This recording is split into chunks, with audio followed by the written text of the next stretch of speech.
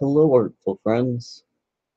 This weekend I went to Tokyo and Tulsa, and I did bring my big camera, but I didn't end up taking any pictures or videos there. It was a little different from any of the cons that I've normally ever gone to. I went with a friend, and we didn't stay at the hotels that were near the con or anything. We just got our own little place. It wasn't way too far away by any means, but I only ended up cosplaying two characters. I cosplayed Roxy and then I cosplayed Victor, and we just kind of hung out around the con, and then we'd go back to the apartment and just kind of like take naps and whatnot. Um, this year's Tokyo and Tulsa was actually a little bit strange because I would have expected it to be the way that it was from like a newer con than what I'm used to from Tokyo and Tulsa. Tokyo and Tulsa normally is a really big con and has a ton of vendors and a ton of artists from the artist alley.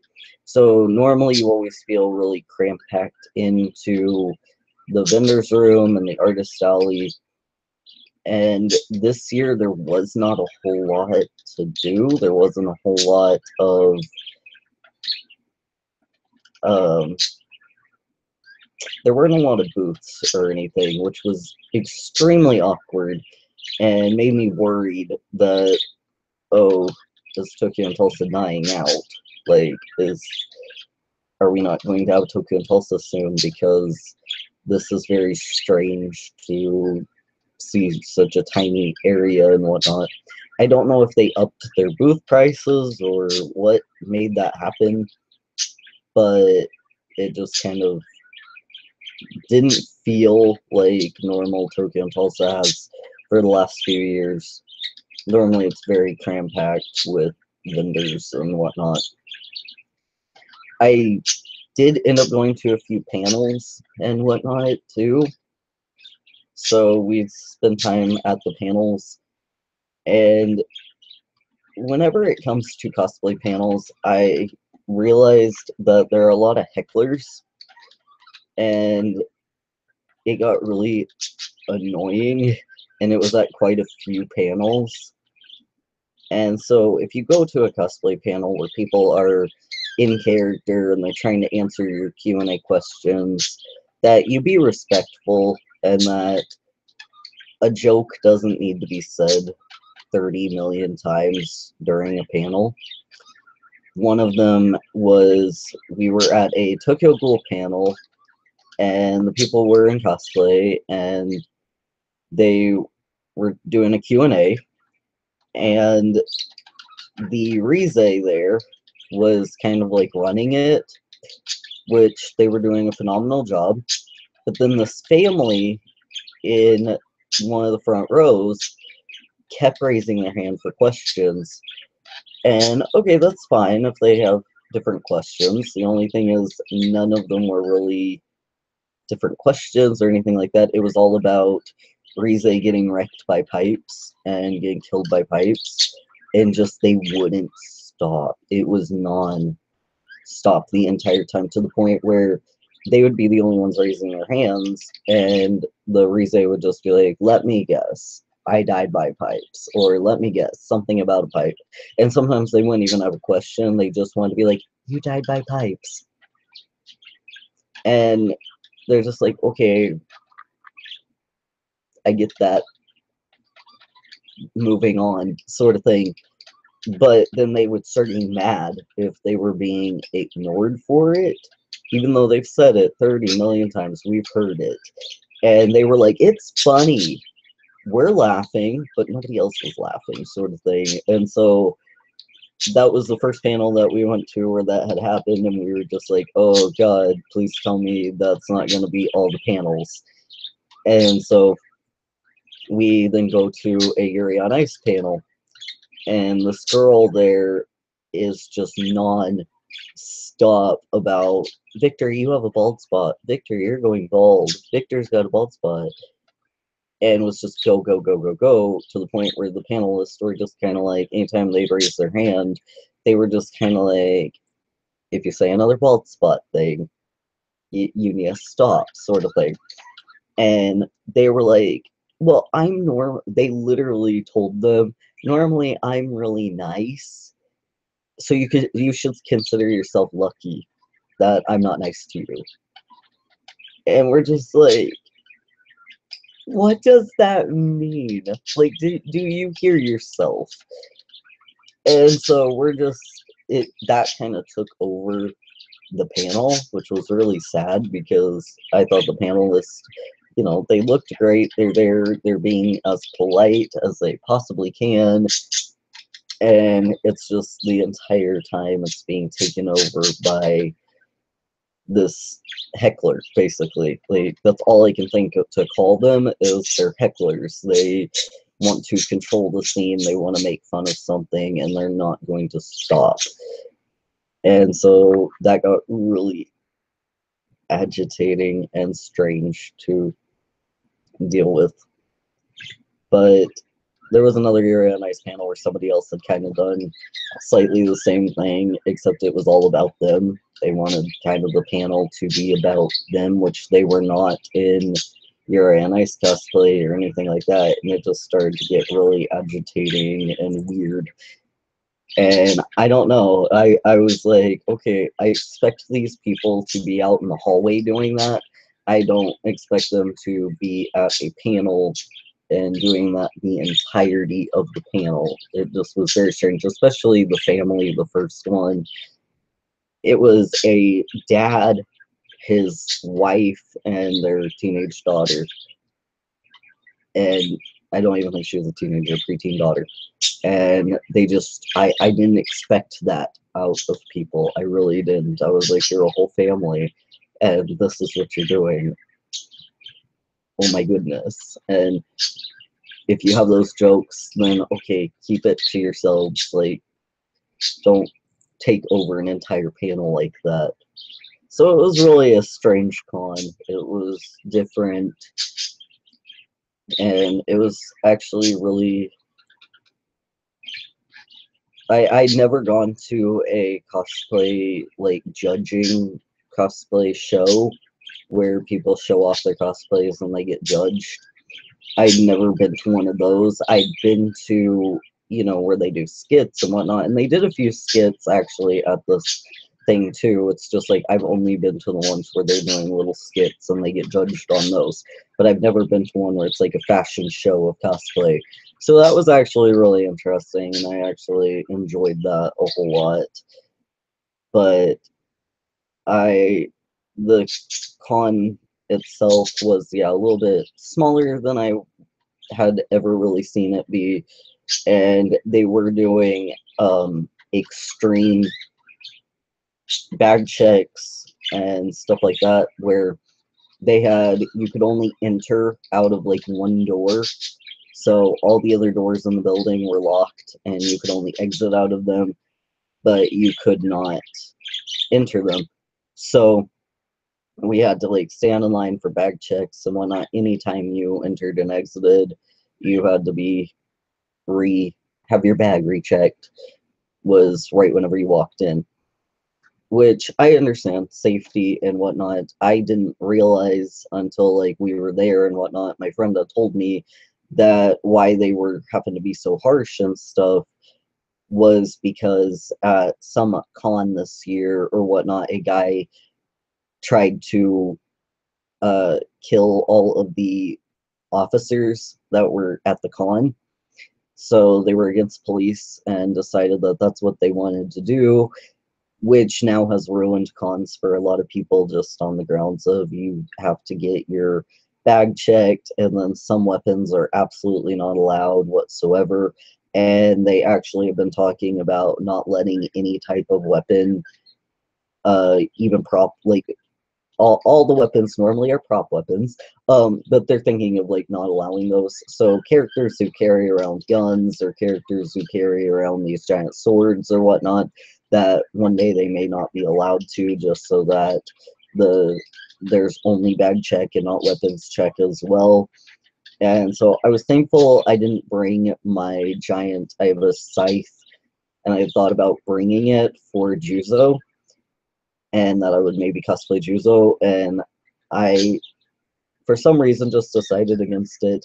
And then whenever we got to the con and I saw just how strict things were getting, I was like, I'm really glad that I'm only dealing with bag check right now and not having to deal with weapons check every single time, which it happens. And I was very scared the fact that somebody would take into account that I'll just go to a con and hurt police and whatnot. I was like, why? Like, I don't understand that at all. I don't understand why anybody would go to a con to hurt anybody just because it's a con, it's full of nerds. Who would want to hurt nerds anyway? Like, uh, I am a nerd myself, so I laugh whenever people like want to make threats against a con because I'm like, they're already sterilizing themselves out. Like, I know I am and stuff, to where I'm like, not all of them are going to do anything with this world and whatnot, because like that's how I feel about myself. I'm like, I'm not going to change the future or change the world or anything like that. So why do you need to go hurt con nerds who we're just kind of like, we're doing our own thing. We just want to have some fun. This might be the only fun we get in the year, and so it's very strange that we take care of ourselves by keeping ourselves inside. That's why most of us like if we're Caucasian, most of us are very pasty white. We stay indoors and we don't really do anything. So to get rid of us, like, that doesn't change anything. I don't know. It's just, it's strange. It's excruciatingly strange to me.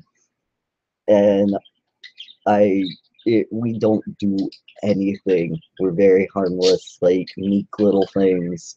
So I don't know. Whenever I went to AX many years ago in California, they were high on guard because the Staples Center that was right next to the convention center, um, for the con, which they're almost touching, the buildings are almost touching, and that was under threat by a terrorist organization. And since it was 4th of July, that's when they had planned that they were going to attack the Staples Center on 4th of July. And so security was just really tight at AX, and I saw nonstop cars getting checked with mirrors and stuff. And then they, at one point, even evacuated the entire convention center because there was a bag with mysterious liquid, which ended up for like 4 or so hours having the con evacuated. And it was over 100 some odd degrees outside, and I was in CL cosplay, so I had 5 layers of clothing on. I was melting, and they just like threw us out into the heat, and were like, you can't come back in until the bomb uh robot has taken care of things and whatnot. So that was really strange, and I've never, thankfully, never experienced anything like that again at a con. But I don't know. I'm just like, who would want to hurt a bunch of nerds? This group of people, just that's like the dumbest thing I've ever heard, is to hurt the harmless and the ones that don't do anything, and the ones who just like, it's not worth it. Like, I'm a nerd and I'm just like, my life is not worth it at all. Like, that's stupid to me. But unfortunately, some people think otherwise, and I just don't get it. And I did hear a story that I had heard a few years ago of a con goer or a cosplayer, and they were just in cosplay, and he was out just being himself, and he had a prop sword on his back, and it was just a prop sword. It wasn't real, and the law in most states actually is that you can carry around a sword. You can, there's not really a big law on it or anything.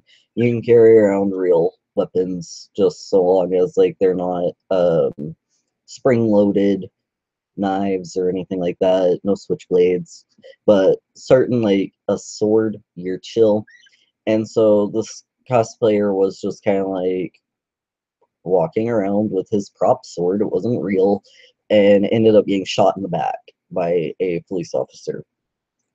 And somebody was actually talking about that at the con, and that just, I remembered hearing about it when it happened, and I was like, oh, is that the reason then why this person has ruined con to where they want to hurt all police officers? Like, I didn't know the reason, but like hearing somebody talk about that one, I was like, I mean, yeah, I can understand why that might be a motive or whatnot, but I don't even know if that is the motive.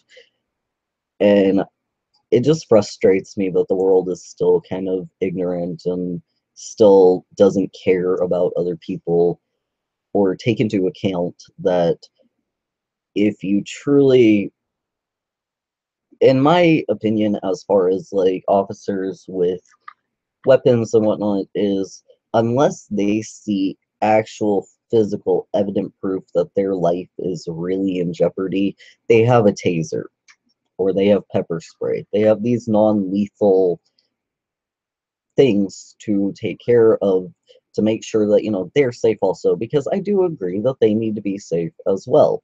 But with a sword that was still on the kid's back and to shoot them in the back, none of that made sense. And just, I didn't see any reason why an officer would feel threatened in that moment. I don't see any reason why lethal force had to be used. It's a fucking sword, and it wasn't even real. But if you truly thought it was even real, it's still a fucking sword. You have distance to save your life and whatnot. And a lot of the things that they have, like a lot of their tasers, are not close range tasers.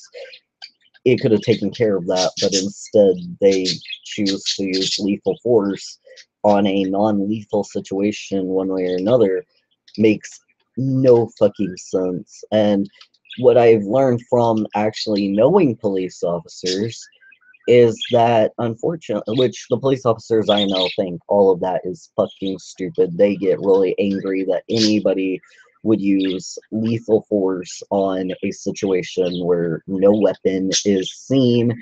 And even if the person, like, I know an officer who I actually know, I've known him my whole life, and he does not pull for a gun. He's been beat the fuck up. This officer like has been in where it was fist fighting, and the guy was extremely drunk and had no cognitive understanding of things.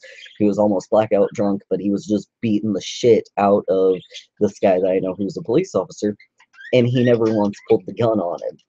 He just like started punching back, trying to restrain, stuff like that. And I'm like, okay, see, they are trained to do that. They are trained to be able to, there's no weapon present. This guy is, yeah, beating the shit out of me and I'm getting hurt and whatnot, but they haven't pulled a weapon and my life doesn't feel threatened just yet. My face is threatened, my body is threatened, but nothing life threatening is happening just yet, so I don't need to pull for this gun.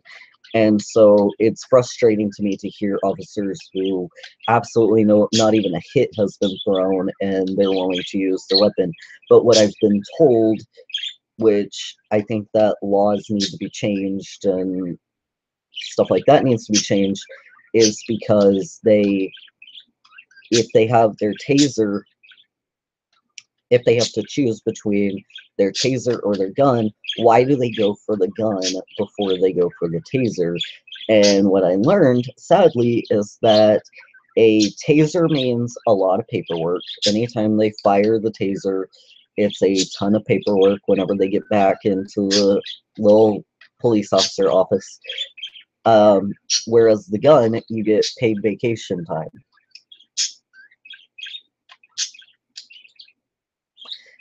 I'm sorry. That to me like sounds beyond stupid. That yeah, of course you're going to have people who are like, oh, I don't really want to do all that paperwork and that's a lot of work to do. But if I do this, then I can get some days off. That to me says that something needs to be changed to where they don't want to pull for their weapon at all. They want to pull for a taser and a non-threatening thing. And it's one of those if somebody told me that um, be sued by a dead body. So if they taser somebody, then they have the fear that they could be sued by the person who was tased, and that they don't want to deal with that. So a person who they killed, then they can't, sue them, and they just have to go through the court to see if, it was justifiable, which to me, I'm sorry, but if your life is not actually in danger, where even if you're getting punched the fuck up or anything like that, if your life is not truly that in danger, if you haven't actually seen the weapon like out, I don't see at all a reason to use deadly force. I don't. And even when it comes to reaching in pockets, if you ask somebody, like, can I see your license, your driver's license? And they say, yes, it's in my pocket. Always tell them what you're about to do, irregardless. But I've even watched one where it was like, yes, I I have my license, it's in my pocket, and they're like, don't reach for it after asking for it. Like they'll be like, oh, okay, well, can I see your license? And then the person starts to reach for it, and they're like, don't put your hand in your pocket. And they're like, it's in my pocket. The driver's license is in my pocket. And they're like, no, no, keep your hands up. And they're like, okay, so I can't show you my driver's license. You have to show me your driver's license. And it's turned into really horrible situations. And I don't understand why I get that they have a very terrifying job. I really do. And I understand that their guard is always on high alert, but it's one of those that they also need to be trained to actually see what threat it is and gauge situations with a mature head on their shoulders and not just be like the thug or the idiot that they're dealing with in that moment. They need to be the mature one that handles things more maturely. Because yeah, with my friend who got beat up as a police officer and he got creamed. He never once though he had collective thought to I'm gonna play on his ground. All he's doing is punching and whatnot. I'm gonna play by his rules and I'm going to win because I'm the more mature one. I have more training and I can get him, down and restrained. And he ended up, yes, he was able to restrain the guy and whatnot, and he just got to spend the night in the drunk tank, and that was that. Instead of he had to die because he was being very hostile and beating him up drunk. I thought that it was a much better situation there and respected those sorts of situations. And anytime I hear about like where deadly force didn't have to be used, I respect that because there are a lot of situations where the same situation and yet for some reason deadly force was used, and I don't understand that at all. So going to this con and being bag checked and whatnot, yes, I understand, and I want everybody here safe as well. So I'm willing to comply and have a bag check. That's fine. I don't have anything to hide. But it was just one of those. I was like, why does somebody who's an asshole idiot with no intelligence whatsoever, and yet they think they're god of the world and they've got all the intelligence? Why do they have to ruin all the fun for nerds who are just going there to have a good time? It made no sense. But that's that, and it was really strange. And then also going to this con, yes, I went with a friend, but I only spent time with that one friend, and it was really just sad because I did see people who I used to be friends with, and of course, to respect them and whatnot, and the fact that they hate my guts and they think I'm awful, and they think any word from me would tarnish their life and whatnot, and ruin their fun, and just being around me is evil and awful. It made me really sad because just being there and hearing them get frustrated that I was even there. Like, I didn't go up to them, I didn't stay near them or anything. I kept my distance very far, and yet if they would get close, or if I accidentally found them at the con, like where I got close but I didn't mean to because I didn't know they were in that area, and hearing them get so beyond pissed off that I was there really hurt and really made me feel worthless, because it's been a year that they've completely ignored me and spread tons of filthy things about me and just make me feel like nothing I do is worth anything, and nothing that I have ever done for them meant anything, and nothing that they did for me they felt was worth anything, and that I'm just a worthless person and don't deserve to have any fun and don't deserve to do anything. It made me feel like shit, and it's one of those of I've felt a lot of remorse and guilt for being like that whenever I was friends with them. I used to do that about other people, getting frustrated and pissed off that they were, oh my god, I can't believe they're here. Oh, I have to avoid them like the plague. And that made me feel really awful, because now that I'm in that situation to where I'm being treated so badly and ignored and hated and stuff, I now don't want to be like that whatsoever to anybody else. So yes, whenever I was at this con, I saw a few people who I used to be very dodgy and avoidant of and mad if I saw them, and I just gave them smiles and tried to let them know that I'm sorry. Like, I didn't go up to them because I also don't know how hurt they are. I don't know if they want anything to do with me. I would completely understand if they want nothing to do with me ever again and whatnot. Because, yeah, I would ignore them. That was our group's thing, is once you were out of the group, you're not liked and you're avoided and blah blah blah. And so I tried to from a respective distance, kind of let them know, hey, I'm not avoiding you, and that I don't think you're a bad person. So I would give them smiles and I would sit by them and whatnot. Just, we're all human. We've all made horrible mistakes. And these people that I used to avoid and whatnot, yeah, they had made some pretty horrible mistakes, but it's one of those of, I have too. We all have. I've made worse mistakes than they have.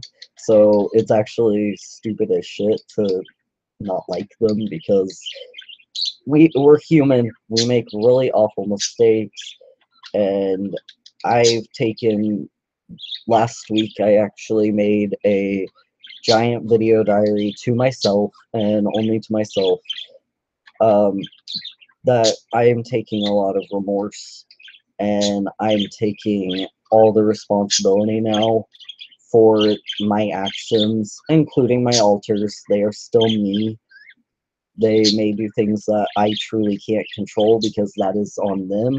That is their time, unfortunately, but I do take responsibility for what they have done. And yeah, I done fucked up. And looking at things that they did and whatnot, it's the all-encompassing I, though. Yes, we're a we, but we're also an I. That is still technically me. And I'm taking responsibility for all of that. And I know that'll mean absolutely nothing to the people that were hurt, but if I don't, then it's just excuses after excuses of why people got hurt. And I don't agree ever that somebody should get hurt. I just don't. I don't think anybody should ever be hurt. And unfortunately, like, yeah, I hurt people. And so I need to finally take responsibility and own up to that, and no more excuses, and no more, oh, but my alters did it. Like, yeah, okay, that's valid, but that doesn't mean that it's worth anything. It's not a good excuse. Somebody still got hurt, and I need to learn how to control this, and I need to learn how to get my alters to also control things. And it's actually really awesome the fact that I started to do that and finally made it very conscious and very aware to myself that no, I'm taking responsibility for this, and there are no good enough excuses for what has happened. And actually getting to hear some of my other alters on the video, because that video I just let the camera go for as long as it wanted to go, and all throughout the day and whatnot. If an alter was able to, I just like had a little note written of here's what's going on. If you would like to put in your 2 cents, please do. And it was actually really awesome to hear that even the alters that I was scared, okay, they're never going to be on board, and they will never take responsibility for their actions, and they will never admit truth and whatnot, they actually did.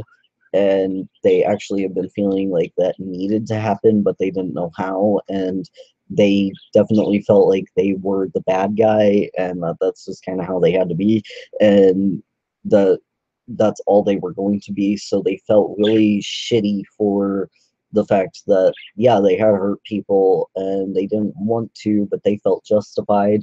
And they were like, but that didn't fix anything. All my justifications never helped anything whatsoever. So they chose to talk about it, and they chose to express their remorse and their apologies. And it's sad because, like, obviously the people who were hurt don't want to know, don't want to hear that they've moved on, and just want absolutely nothing to do with me at all. But it's really sad because I know that if, and that's their choice, and that's fine, I will respect that. It's just really sad because I've been hurt by people before, to where I put up my boundaries and I didn't allow those people back in my life and whatnot, because I never thought that they would actually change. I never thought that they would actually be somebody healthy ever again for me, and that they would never be a healthy human. And yet, I I know if they were to have done something like this, and they were to actually feel real remorse. And I basically went into this being like, what would you have wished that the people who hurt you had done? What do you wish they would have felt? What do you wish that they would have changed?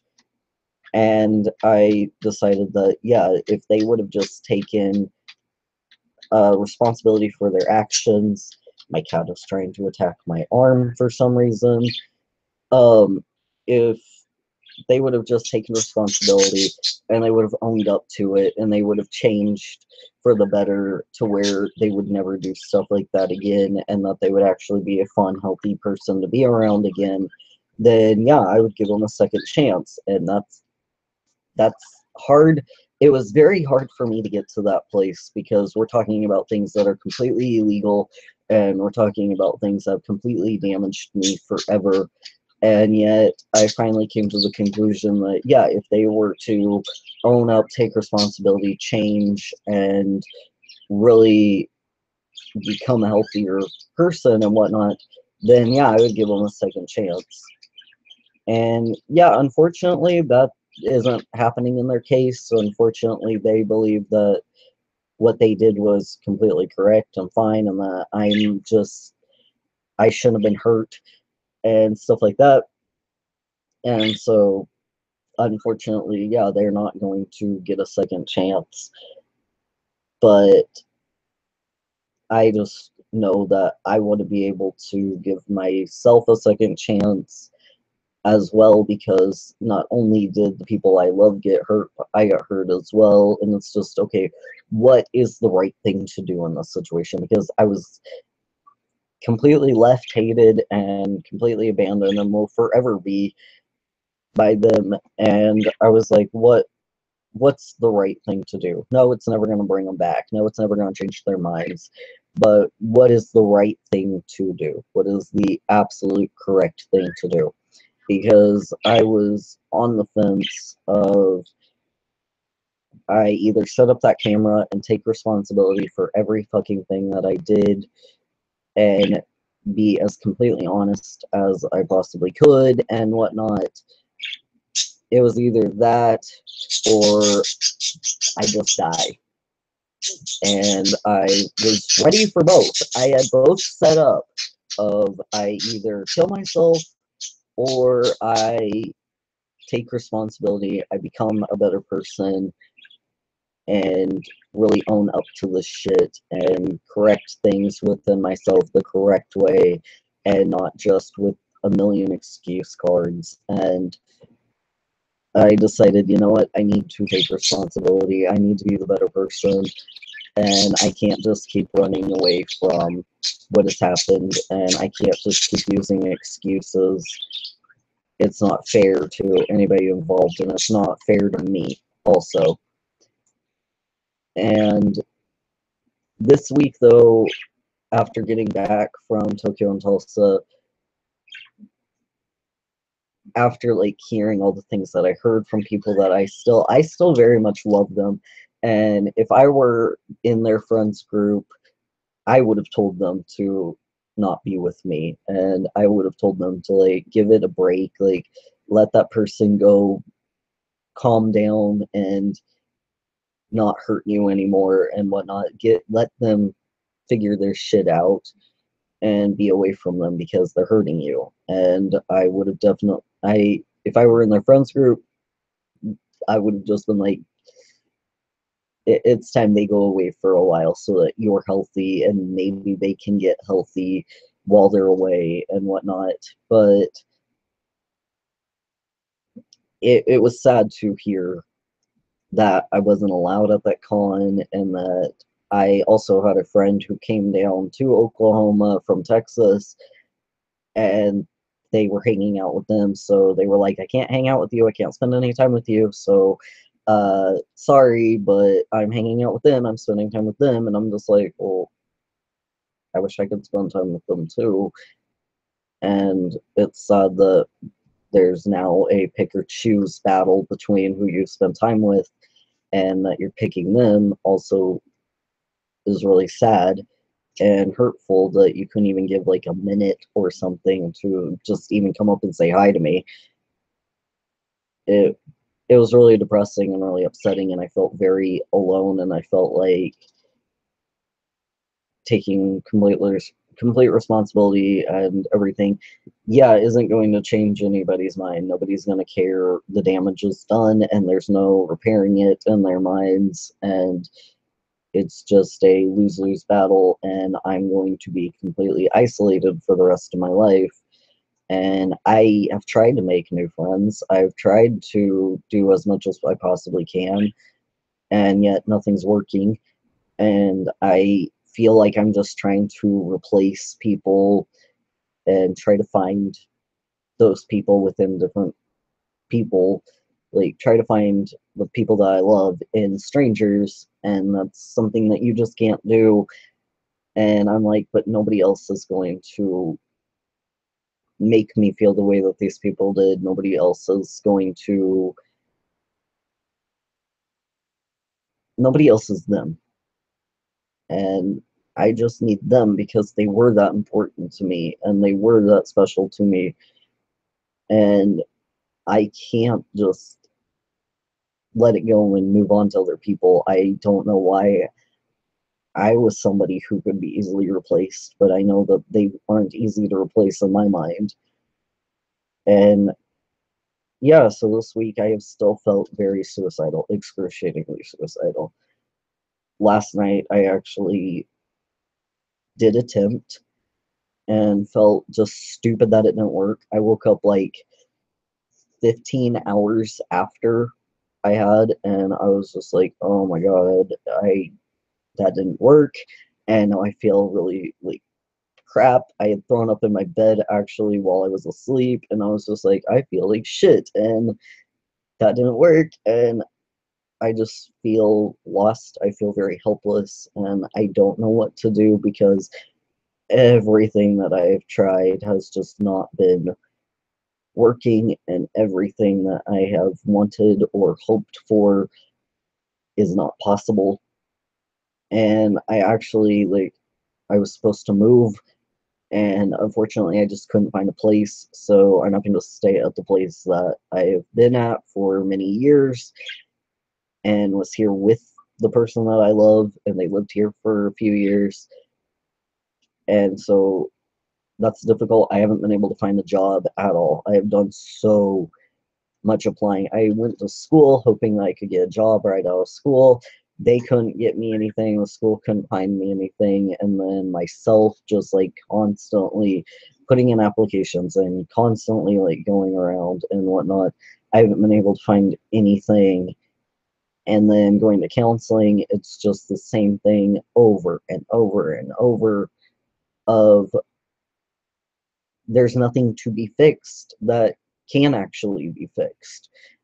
And so I feel very helpless in this case of what I want fixed is that I can have people back in my life and that I can still love these people and that not be wrong, and I be told to stop loving them, and I be told like, yeah, but they hate you and they treated you badly by leaving you and they left you in such a horrible way and they think awful things about you and people change and you can't change that and they're going to be like that forever. So you're going to have to move on and find other people. But then anytime I try, it's just not working. And I can't find myself getting attached. My trust is completely gone. I have no more trust whatsoever. I would only have trust for the people who were in my life only because I was completely in love with their soul. And I would trust them if they came back. I would trust them in a heartbeat again, even despite everything. I would trust them completely with my life. And yet, I can't do that for anybody else. There's only one human being on this planet that can get that. And they had that, and they still have that. And unfortunately, I can't get trust for anybody else because I don't want to be hurt again. And all the amount of therapy that I've been doing and whatnot just has not been working. And I felt very worthless and I felt very gone. I just, I don't have positive people to surround myself with. I don't have people, really. I've tried very hard and I really don't have anybody. I really don't. 99% of my time is spent completely alone, online, trying to find friends, trying to spend time with people, trying to have any connection with anybody, and I have none. I really just don't really have. I have online people who are very sweet, very kind. They have nothing but the best in their intentions and in their heart. But I don't have anybody physically present, and I don't have anybody who actually knows me, and that hurts. I don't know what to do. I'm running out of options, and it's one of those of it's been a year of this battle that I don't know that I have another year in me. I really don't. If it continues like this, I just don't at all. If I were to like be able to look into the future and see that next year I'm still going to feel this way, I don't want to even go through the year.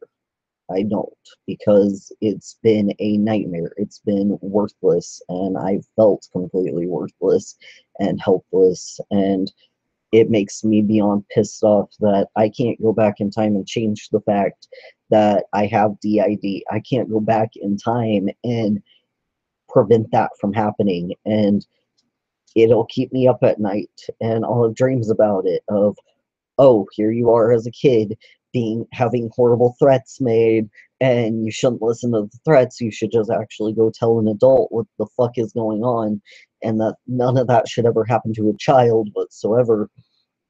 And I never did. I didn't know that their threats were empty threats because they had made it very clear that their threats weren't empty threats.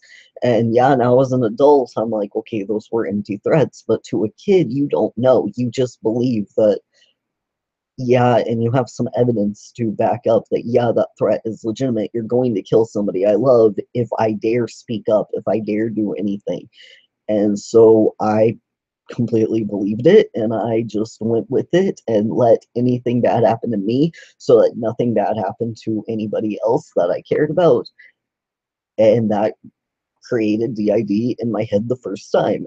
And so I get pissed off at myself that I have a mental disorder and that it's something that I created, because even talking to doctors, they're like, technically, yeah, you created it. It's not something that you can necessarily like just turn on and off, or as a kid be like, I want to have this, or this is what I need.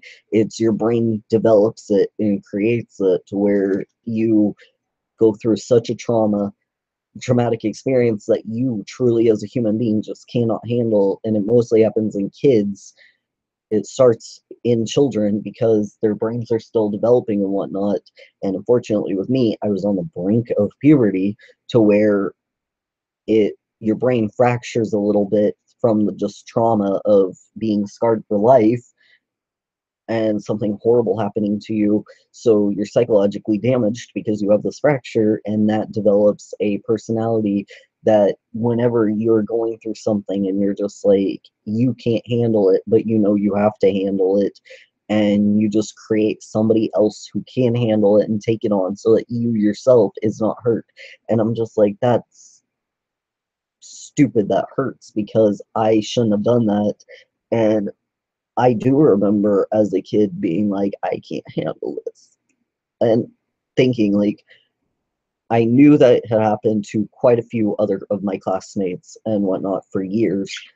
I knew it was going on, and I didn't understand how they could handle it. It was so traumatizing to me. And I was like, if only it wasn't me handling this. And I didn't want it to happen to anybody else at all. I didn't want to like point their gaze in somebody else's direction and make them have another victim. I was like, okay, it's me now, and I'm gonna have to handle it, and I'm going to have to be the one to do it. And so yeah, I created somebody else in my head so that I could basically black out and not have to have any memories of a lot of it, which is scary because yeah, I have very little memory of what happened. And yet if I talk to my alter and my alter says anything, they have complete memory of everything that happened, even to the point where I feel awful because yes, I know it was technically me being hurt, but it's one of those of it's now kind of another person to where it makes me feel guilty, like I let somebody else get hurt. And they for years blamed me that I let them get hurt, and they hated me and they wanted me completely tortured as they had been. And so they got me to this point where I'm at right now, to where I let them get hurt in two different types of traumas, from when I was a kid to when I was a teenager.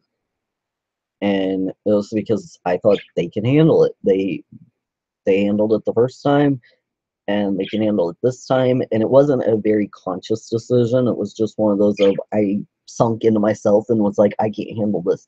I can't I can't do this. I can't be here. I can't be the one dealing with this. This is way too much for me. So where I just collapsed inward, and unfortunately that did bring them forward to where they had to deal with it. And yeah, it's like having somebody else get hurt because you chose to not be the one getting hurt.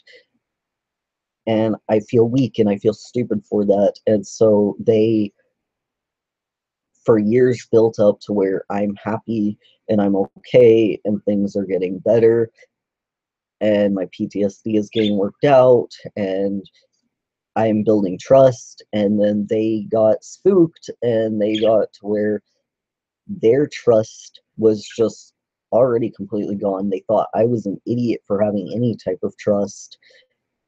And they had then also decided, oh, maybe I'll try this out. Maybe I can trust this person.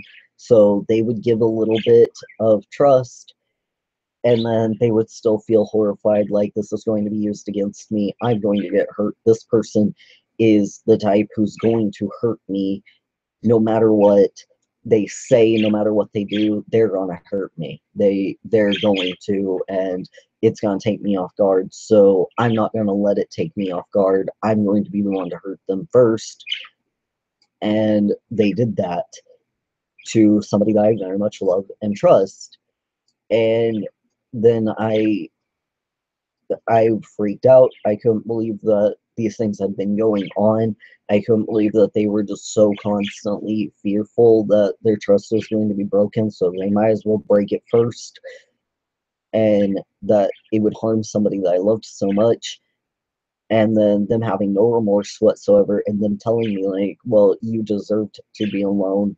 I'm going to make sure that you suffer alone and that you're completely isolated, because they know that is a big fear of mine, that you're going to be isolated, you're going to be alone. That's the only way that I'm going to be safe, is if you're isolated and you're alone and you're hated and nobody wants to touch you because they're horrified of you. And that way I'm safe, I'm not going to be touched, I'm going to be completely okay. And that was their motive, that was their logic, and they were okay with being the bad guy. To now hearing them on the tape, that, or the video that I had made for myself, they feel guilty, they feel horrible, they feel absolutely responsible, and they are just, they're taking responsibility now. And that's good, because I also take full responsibility for what they did, and I take full responsibility for the fact that, yes, good people got hurt, and yeah, they may have hurt me also, but that does not justify, that doesn't justify two wrongs don't make a right.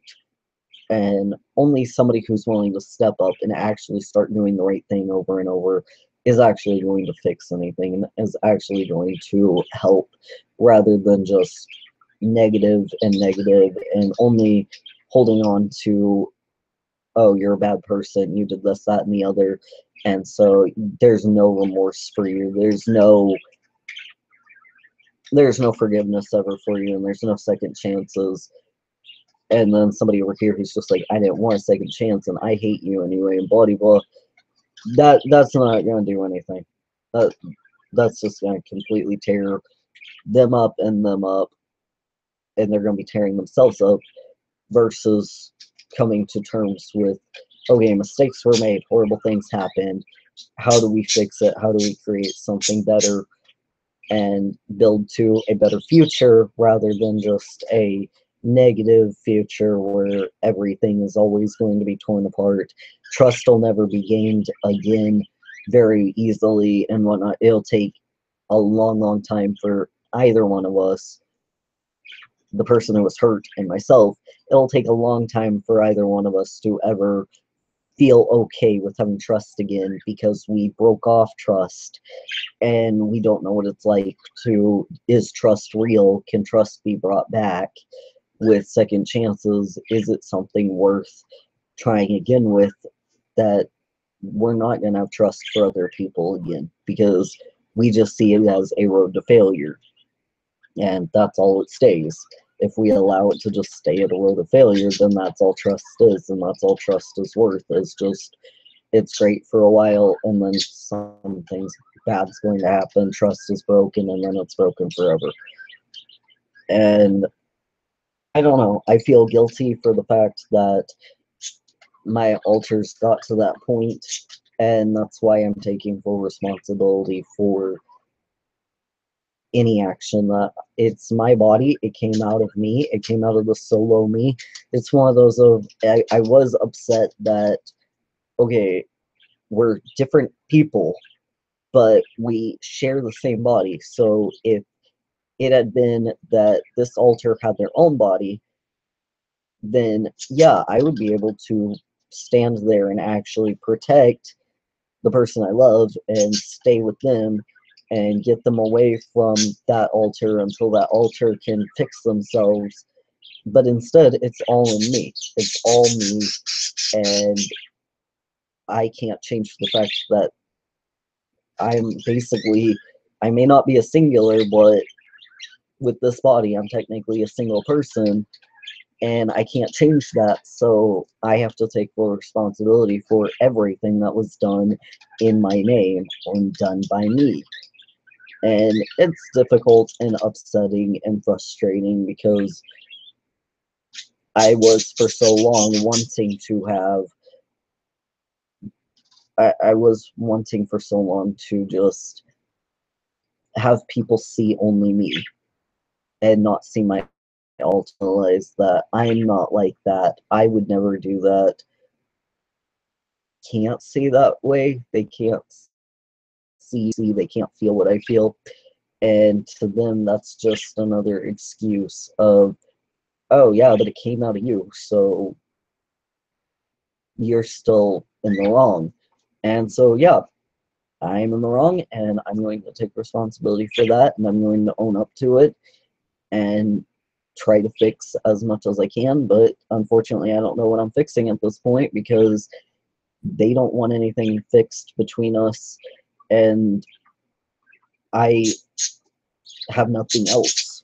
I'm fixing within myself, yes, and I'm having to forgive myself, and I'm having to live with myself, which makes it really difficult because they don't have to. They got to walk away. They got to hate me. They got to leave. And then if I want to do that, it's considered wrong and it's considered suicide and that's bad and that's selfish. And I'm like, yeah, but they did exactly the same thing. They got to walk away and leave me. I can't walk away and leave my altars. They're here. They're in my head forever. You're not able to get rid of them. Once they're there, they're there. Your brain is quite literally fractured. And that frustrates me because I can't just up and walk away from them like all of them got to. All of my friends were able to just leave, walk away, and not look back. I'm not allowed to do that. And that frustrates me and kills me because I don't know what making complete friends and complete love, like loving my altars, I don't know what that's going to fix. It's not going to fix anything other than me not feeling so suicidal. It's not going to change the fact that everybody I love is already gone and I'm completely isolated. It's not going to fix any of that. It's just I'm going to be happy with myself, but yet completely alone and destroyed and like reputation destroyed and stuff like that. It's not going to help anything. And I've tried to give them second chances. I've tried to love them and be like, okay, I'm sorry I hurt you and I'm here for you and I love you and I understand that you felt what you were doing was the right thing. I've tried all that. It's not working. It's really not working because the damage is already too done. It's already completely done. And there's no point in holding on any longer because what am I really holding on for? The only things that I ever wanted in this world was to marry the person I love. I didn't even get to do that. Spend eternity with the person that I love. That's not an option. I'm completely hated by them. And to be just happy with myself. And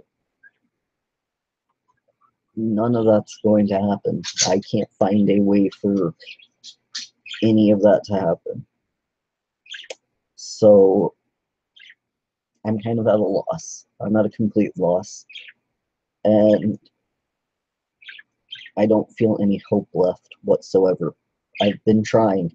I've really been trying to find hope and trying to find reason to keep going and living, but the damage is so beyond massive that there is no repair for this. There is no fix. There's no better. And I'm just going to be that person that everybody hates. And I even thought, like, whenever last night I tried to kill myself, I was like, even if I die, they're just going to shrug it off and be like, well, okay, that's not my problem. And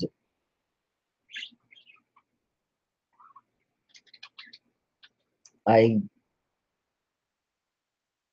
I know that nothing will matter. I've tried very hard to find reason. I've tried to find purpose and tried to find anything, and yet the damage is done. It's like having a murderer try to find me, be like, oh, well, I'm sorry that I murdered this person, and I'm sorry that I blah, blah, blah. It's like listening to the way I feel right now is that as if I'm a murderer who there's no remorse for them, there's no forgiveness, there's no second chances. You did something shitty and you're going to be hated forever and don't deserve anything whatsoever. And that's how I feel right now. I know I didn't murder anybody. I know that I didn't hurt anybody that badly, but it's just one of those of I don't I don't see I don't see a reason that would change any of the situation whatsoever and change my heart. I have been suicidal pretty much my entire life. When I was 8 was my very first suicide attempt, and I was so adamant to die. And I don't know what it's like to not hate myself. I don't know what it's like to not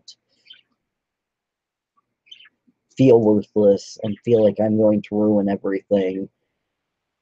Because the only time I started to feel like, here's my purpose, here's something good, here's the person I absolutely love and never want anything bad to happen to them, here's my purpose is to love them and give them all the love that I possibly can and watch them grow and watch them become just this amazing person.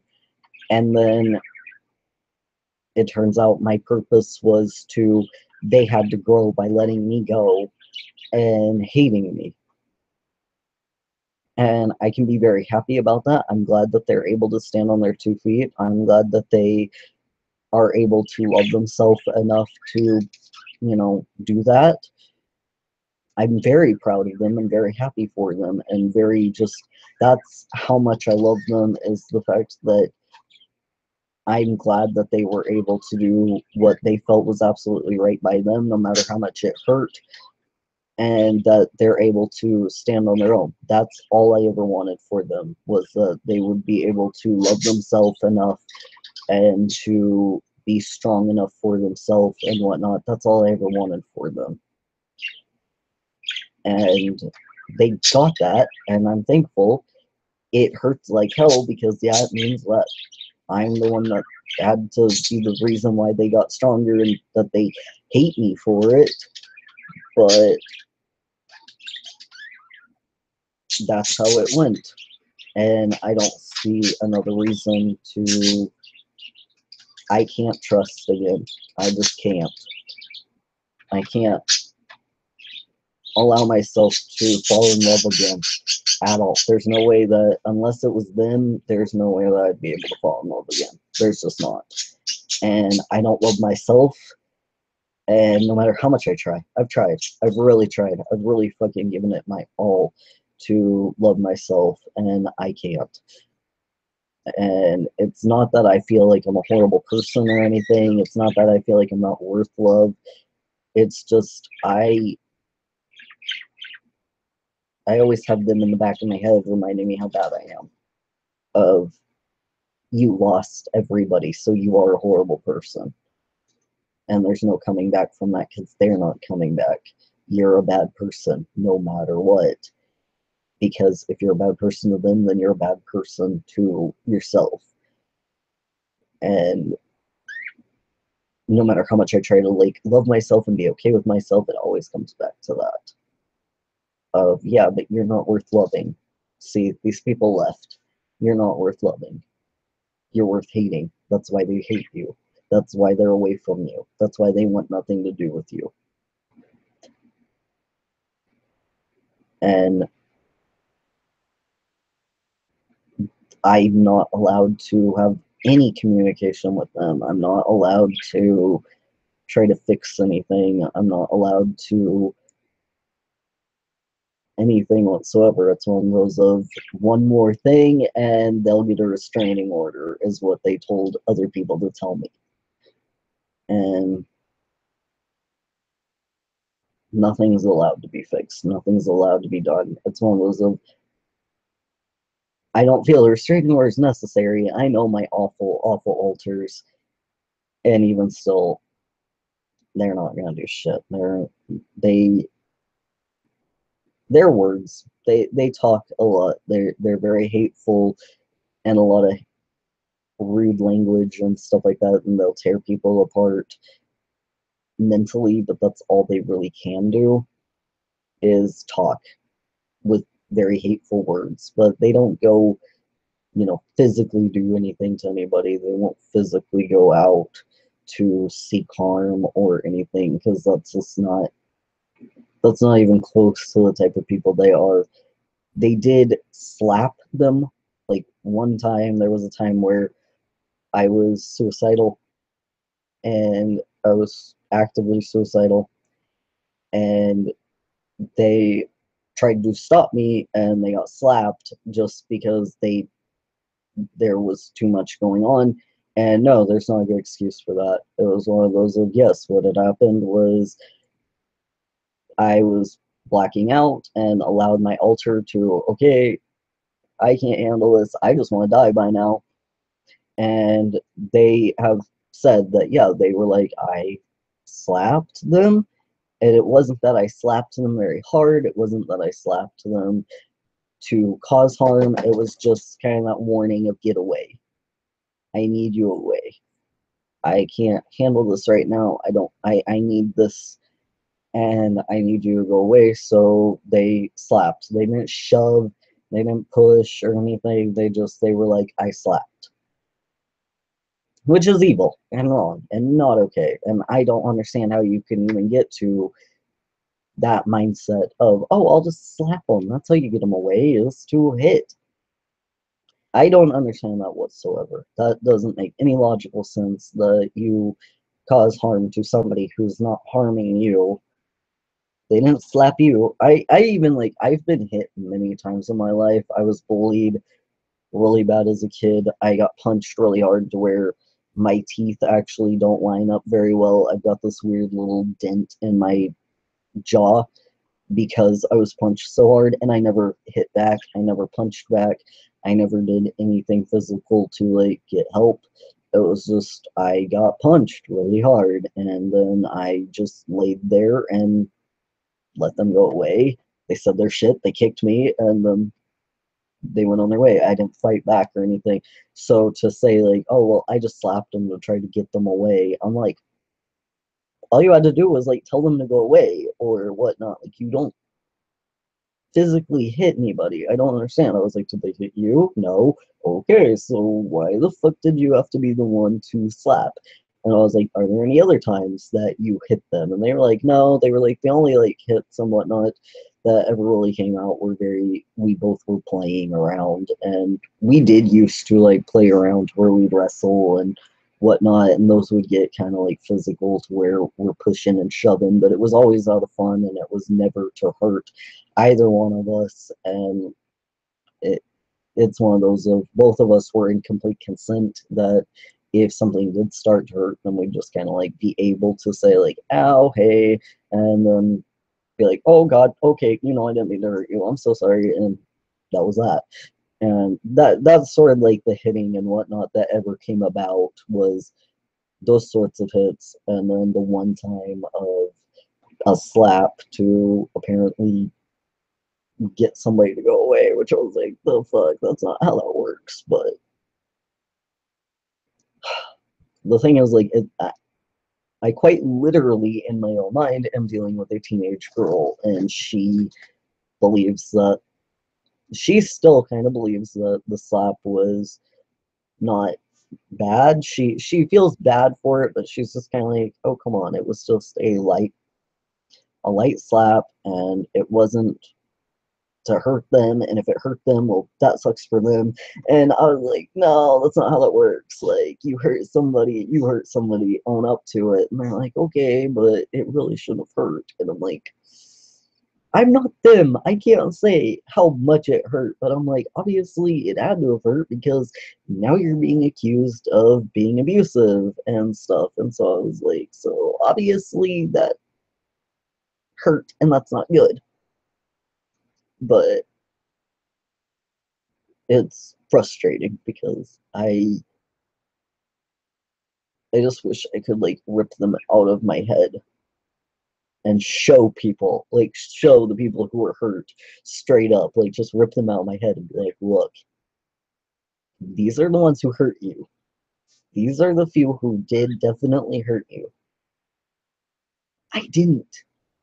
But then that sounds like a defense mechanism, an excuse, oh, you're just trying to get out of the fact that you hurt them. I'm like, okay, you're right. That does sound like that. That's exactly what I would feel if I were in that position. So yeah, I am not doing that now. I wanted to. I still kind of wish I could like rip them on my head because it would be nice to not deal with them every single day. But I'm taking full responsibility for what they did. So yeah, I slapped somebody that I very much loved, and they didn't deserve it. They were just trying to help, and they didn't want me to die, and so they were trying to stop that and be okay, like get me okay. And unfortunately, yeah, I hit them, and they were not okay, and that hurt them for very wrong reasons. And there was no excuse for that happening. There's not a good excuse. The excuse that was made, I don't at all believe was a good enough excuse. Really not. It's one of those of I had yes been hit by them. We had a relationship where we were both very broken people, and I was hit by them, and I don't hold that against them. I don't bull or scary or should have that held against them because they hit me, but they were having panic attacks, and I do the same in panic attacks to try to get people away. If you touch me, I don't mean to whatsoever hit. It's just a defense mechanism of I will slap backwards or I'll put my elbow backwards. That's my defense mechanism. It's not me trying to hurt anybody or anything like that. It's a get it away because somebody touched me. And they had stuff like that too, or they'd be having a panic attack and they'd punch or they'd push, and it happens. It really does. I can't sit there and be like, this person with a mental disorder, which they do have, they have panic attacks and whatnot. I can't sit there and be like, they hit me, they hurt me, I was abused. Because, I mean, I could if I wanted to. I had bruises, whatnot, but I know them too well. I love them too well to know that they definitely did not ever mean malice against me. They did not mean to hurt me. They did not mean to do any of that. So why would I just be like, oh well, they did hit me, so no excuse. They hit me. I see the excuse. I understand the excuse. I don't see myself as somebody who was abused by any means. My mom, on the other hand, she will like vouch and get mad like, oh, you were abused, you got hit, you got punched, I saw them, I saw like things that happened to you, and that wasn't okay, and I never understood why you let it fly. And that's just one of those of, I think it's because we had so much trust with each other, and I knew them well enough to know that they didn't actually mean me any harm, that they had their moment of weakness and they needed to, like a scared dog who's astray, who you're trying to go help them, like maybe they got their head stuck in something, and right whenever they get their head out, they immediately bite. It's not that they meant to hurt you, it's they're horrified, they're just in defense mode. And that's what I was dealing with a lot with them. Being in a relationship with them was a lot of just defense mode of they've been hurt very badly in the past, so they have defense mechanisms. So I never saw it as abuse, and I would never call it abuse. And it makes me sad that, like, they're calling what I did abuse, but you know what? Okay, it was abuse. I'll take responsibility for that. I'll own up to that. They got hurt. It hurt them very badly. They didn't have trust to see that I didn't mean to, which means, okay, they had trust in me, so maybe it was abuse. So, yes, then I will take responsibility, and it's abuse. And I didn't mean for that to happen, and I love them, and I would never want them to be hurt ever. And so I hurt them, and that is not okay. And I am very sorry for it, and I would never do that again. But too late now, sort of thing. And I don't know. It's just been a cycle of running into the same wall over and over and over and over, which is that nothing can really be fixed. Nothing can be changed. What was done is done, and they're leaving it at that. And I'm not allowed to talk to them. I'm not allowed to see them. And they are moving on, and they're happy, and they're not hitting walls with that because they took everybody that I had, and they're okay with that. And all their friends are okay with that, who used to be my friends. They're all okay with that. And I'm left completely alone and hitting the same walls over and over of I'm not worth it. I'm not worth anything. I'm not worth fighting for. I'm not worth second chances. And so it's selfish and stupid to hear from people who aren't willing to give me a second chance, then expect me to give myself a second chance then, because you're not willing to, so how am I able to? I'm not able to. And you haven't given me a reason to give myself a second chance. And so, and I can't give myself, I've tried so hard to give myself a reason to have second chances. I've tried so hard, and it feels impossible at this point. I'm just sitting on I have no second chance. And feel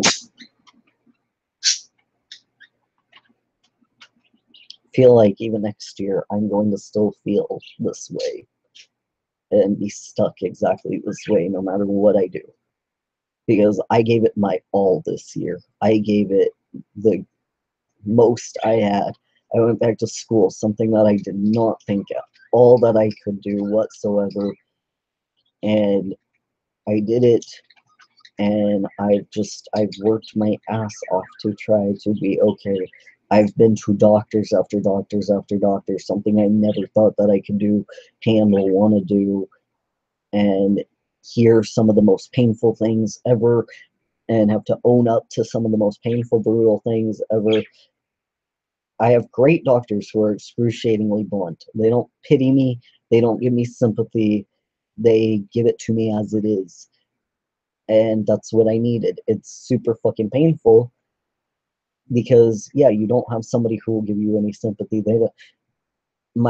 Somebody that I know very well called it pillowing. If you just pillow somebody who is too upset and too depressed and whatnot, then they'll never get better. If you just keep on laying down pillows of, oh, it's okay, honey, you're okay. No, because that just keeps them there. That keeps them in that situation. So I've pushed myself. I've not allowed anybody to pillow me, and they don't get to give me any excuses. They don't get to give me any sympathy. It is harsh. It is brutal. And I've heard some of the nastiest things about me, and things that basically being told, no, you can't fix that. You can try your whole damn life. You're not going to be able to fix it. And knowing in my hearts of hearts, like, yeah, no, I can't. Unless I can go do brain surgery on myself, which there's no brain surgery for fixing this sort of thing. And it's there, it's in me, and there's no medication to fix it. Being told you can't fix this. The only thing you can do is learn how to live with it. And I've tried, and I've tried, but what's it worth? It's one thing for me to love me. It's one thing for me to be okay with myself and be able to live with myself, but What's the point when the damage is already completely done? So what? I'm just going to be living by myself, happy and okay and whatnot, but that doesn't fix anything that's been done. It doesn't make anything better. And it doesn't bring anybody back either.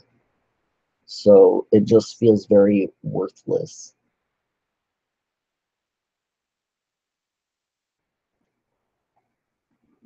I just, I don't understand. I'm an empath. I'm somebody who feels very empathetic for other people. I can feel their emotions a lot of the times, and I care about them a whole lot. And I am the type of person, I give second chances a ton. And there are so many times where I'm so thankful that I did. Because that I just left it as, oh, they're not really sorry. Oh, they're not really trying. Oh, they don't really care. I've known people that I've given second chances to that I would never trade a day in my life to have not given them that second chance, even though they didn't have any remorse. They didn't care. They wouldn't have stayed for years of being upset that they hurt me and that they, fucked things up, and they hold no remorse. Even still, they hold no remorse for what they did. And yet I gave them a second chance. And I'm so thankful that I gave them a second chance because it's made them a better person in the long run, and they haven't just wasted their life. And yes, there are people.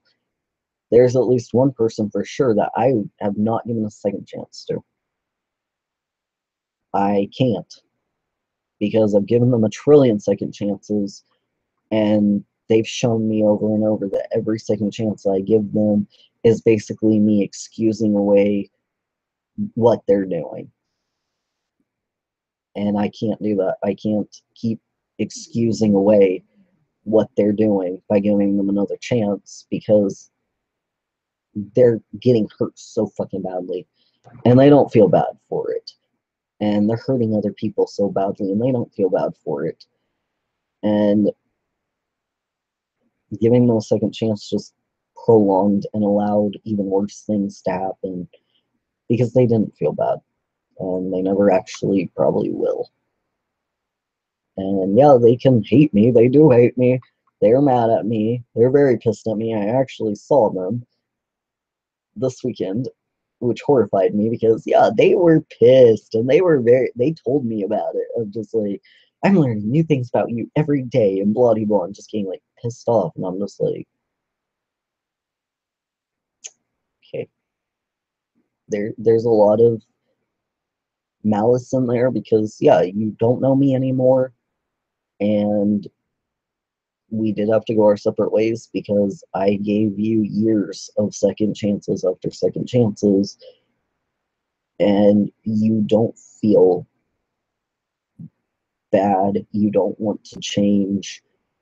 And if I give you another second chance, I just condoned all of your actions because that's how it's always been with them. Is if I give them a second chance, I basically just condoned every awful, horrible thing that they did. And I can't do that. I just can't anymore. No more. But I also am like, it's hard for me to give myself a second chance after second chance after second chance after second chance because now it's like, what am I even giving second chances for at this point? I'm still going to feel this way. I'm still going to be completely and utterly alone. I've tried very hard to find other people and I just can't. And I don't want other people. I want the people that I had, that I love.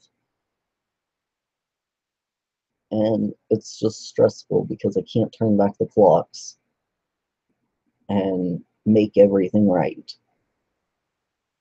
If I could go back in time, like, here's the thing, I would have rather loved and lost than to have never loved them at all. And I know that's awful because I'm suicidal because I lost them, but I would have rather have loved them. That love was absolutely amazing.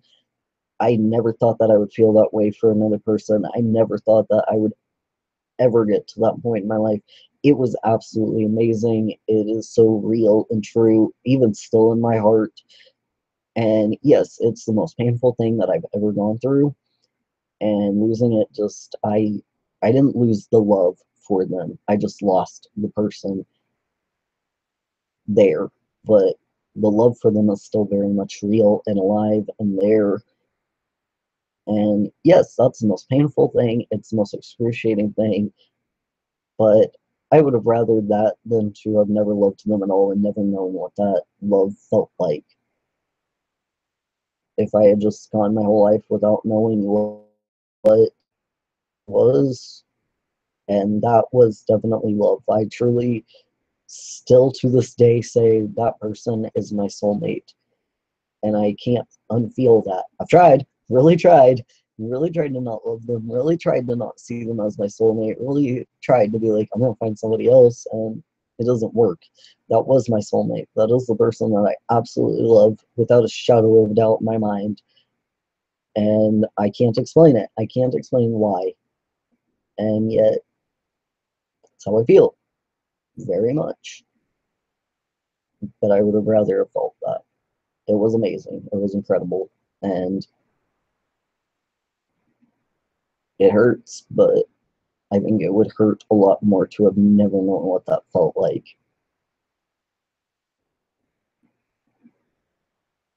Because I've had love to where I thought that I loved them and I thought it was all okay and it felt okay. But once it was gone, I was like, thank God. That's not love. To where I was able to just pick up and be like, okay, yeah, I need somebody else. I need some other type of love. That was not love. And then I found what real love is. And I don't think I can find that in another person. That person and I were very connected. And that's why, yeah, they were my soulmate. We were very spiritually connected. At least from my end, we were. So it hurts. It sucks. And it even sucks to the point where I know a lot of the time what they're feeling, even though I have no way of knowing how they're actually feeling. I have no idea what they're doing with their life. I have no idea anything about them anymore. And yet I still feel like I very much do. And still very much feel like I know what they feel and whatnot.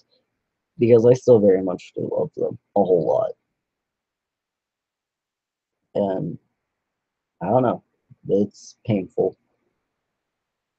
But unfortunately, life is a lot of pain, and my life has been nothing but pain.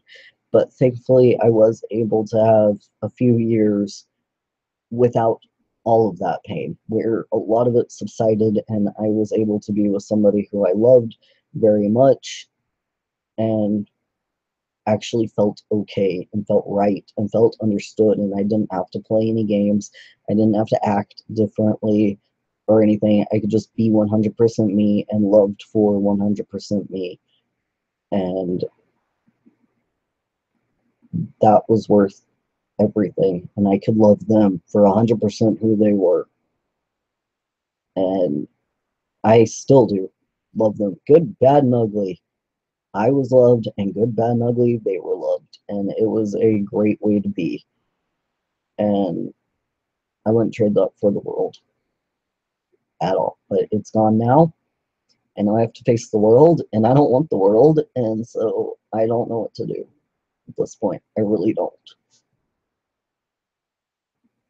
I never wanted to live. Even when I was 2 years old, I was excruciatingly upset that I had a life. I was excruciatingly depressed as a 2 year old. I would tell people like I don't want to be alive. I didn't ask for this. I don't want to be here. And I tried and I've tried and I've tried to be okay, but I still feel like that 2 year old of I never asked for this. I don't want this. And no matter how many times I try to be okay with this and want this, I don't know what's wrong with me. I really don't. I've tried to see, do I have a brain tumor? Do I have anything that would like be pressing my brain in the wrong way to maybe where I have some brain damage that makes me hate myself completely? And yeah, no, I don't have that. Like I have DID, but I didn't have DID until I was in 5th grade. And so it's just, I don't know what the fuck is wrong with me. I have very severe depression, and I've been diagnosed with very severe depression since I was 8 years old. So I don't know. I really don't. But I'm trying. I really am. I just don't know what I'm trying for at this point. That's one of those, I meet all of these incredible people who they're depressed, and yet they have so much easier times of being able to make friends and be with people and be with themselves. And I just don't have that. And I don't take suicide lightly because I did have two friends who killed themselves. And I know how much that just affected not only me, but the people around them and whatnot too. And I know, like, I wish they hadn't. But if I'm really honest, it's one of those of I'm just like, I don't know what future they would have had. I don't know that they would have had a better future had they stayed alive. I really don't. I don't know if they would have had a good or bad future. And I can only pray with everything in me that suicide was actually something that they feel correct in doing, that they're happy with their decision because they made it. There's no turning back. They made that decision. And all I can hope for is that it was the right one for them, and there's no regret that they did it and that they're okay. And because there's no turning back the clock. It's another part of me where I just get frustrated and pissed off that I can't change what happened.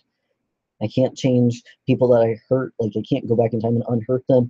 And I can't go back in time and stop my friends from killing themselves. And that sucks. That's one of those that I know, even if I could have turned around the clocks and tried to stop them from killing themselves, would it actually have mattered? Would it have been okay? Would things have been better? Or would they have just gotten worse and worse? I don't have the answer to that. I really don't. I really, really don't know. So what happened happened. And no, I hear a lot of people be like, you need to let go of things that happened in the past and you need to move on. No, no, I don't need to. I can hold on to them and I can let them motivate me and I can let them change my course. Letting that go is in vain of everything that fucking happened. And no, I'm not going to let go of the fact that two people that I really care about ended their lives and I couldn't do shit for them. I'm not going to let that go. I'm not going to move on from that. And I'm not going to move on from the fact that I hurt people and they got really hurt and I love them to pieces and yet they got hurt. I'm not going to let that go. Why? To save my own ass? To cover my own tracks? No. That's not fair to them. That's not right on them. So no, I'm not going to. But I'm left at this point of nothing matters. I'm hitting a wall over and over and over and over. And I can't just like walk away from the wall because the wall is my future. The wall is forward. And yet I can't go back in time. I can't retrace my steps. I have to keep moving forward, and yet there's a wall right now. And I don't know how to get over it. I don't know how to get through it. I don't know how to go around it. It's there. And that's what I've been stuck at. And I don't know if there's anything at all beyond that wall. I don't. I don't have a clue if there's anything beyond it. Because I've never been stuck at such a harsh wall before. But I am sorry for just getting super depressive and ranty and suicidal and I hope that all of you are okay. I really, really do. I hope nobody has to feel the way that I'm feeling whatsoever. It's excruciating. And if you do, I really hope that people are there for you. I really hope that you can actually have people who are willing to come to your aid and be there for you and really truly give you everything that you need, and that you're able to also do that for yourself, because other people can't do that for you. You also have to do that from within. And I really hope that you're able to do that. And I really do care about all of you. I really, really do. That's why I feel it's necessary to express where I'm at right now, so that I don't just up and shock people by disappearing or whatnot, because it's not fair to any of you, and it it's not fair that I just delete the YouTube account or whatnot, because you all do mean the world to me, and I do want to be there for you, and I do want to care, and I do, and but I also need to be vulnerable in showing that, yeah, sometimes people who really do care and whatnot, they hurt too, because I really fucking hurt too. But I don't know. If it ruins my reputation, okay, cool. Like at this point, I'm I'm so frustrated and upset that come what may at this point, just come what may, the worst has already happened to me. The absolute worst of the worst I've lived through. And so I think of anything else that could possibly happen, and I can't think of anything worse that could happen. All these horrible things, I'm like, man, if that happened, yeah, that would absolutely suck. But it's not as bad as what I've already lived through at this point. I've lived through losing everything. So if I lose more, it's gonna suck. I'm gonna hurt. It's gonna be awful. But I know I've been through worse. So thank you all for being here. I do love you a whole lot. I really, really, really, really love you guys a whole lot. And I hope that you're able to find something happier to watch after this or to do after this. I know that there's Roman Atwood, the most subscribed YouTuber. He just had a baby, so he just posted about that on his vlog. So if you want a really happy something, go watch that, because everybody loves newborn babies. So I will talk to y'all later. Thank you for being here. Bye.